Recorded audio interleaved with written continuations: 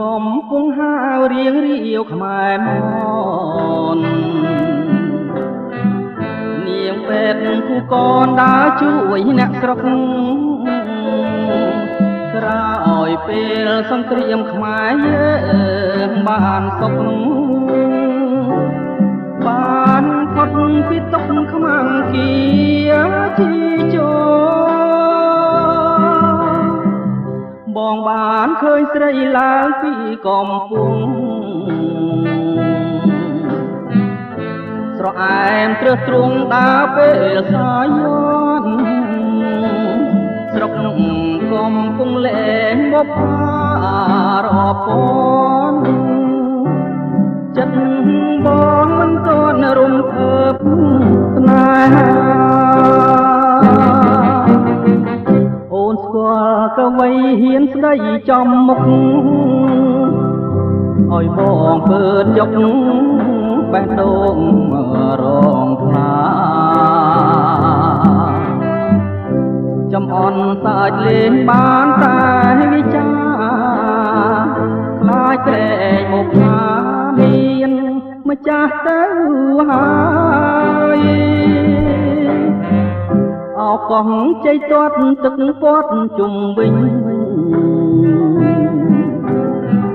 បងអ្នកភ្នំពេញកំព្រាខ្វះណាបើមិនបានដៃសំផា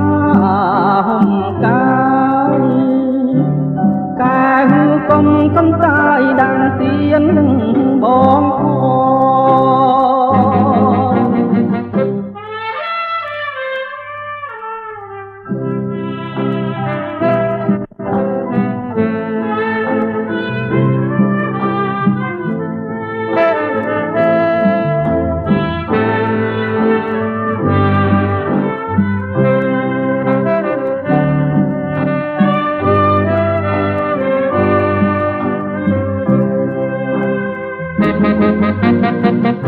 អូនស្គាល់កវីហ៊ានស្ដីចំមុខឲ្យបងពើយកបេះដូងរងថ្លាចំអន់សាច់លេងបានតែវិចាខ្លាចត្រែងបុកថាមានម្ចាស់ទៅហើយ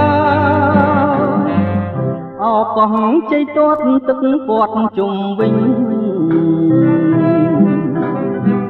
បងអ្នកភ្នំពេញកំព្រាខ្វះណាបើមិនបានដៃសំផាហុំកាយកែវកុំកន្តាយដាំទៀនបង